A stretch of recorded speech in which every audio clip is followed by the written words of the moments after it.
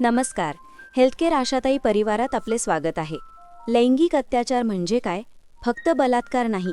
जर एखाद्या पुरुषाने तुमच्या इच्छेविरुद्ध तुम्हाला स्पर्श केला किंवा अश्लील नजरेने पाहिलं तर तो सुद्धा अत्याचारच आहे. मग तो रस्ता असो, ऑफिस असो किंवा तुमचं स्वतःचं घर.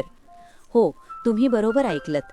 जर तुमचा पती तुमच्या मनाविरुद्ध बळजबरीने शरीरसंबंध ठेवत असेल तर तो सुद्धा लैंगिक अत्याचारच आहे.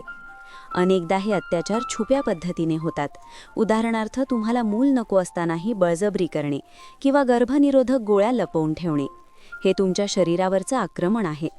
समाजात एक मोठा गैरसमज आहे की बलात्कार झाला तर ती महिलेची चूक आहे. अजिबात नाही.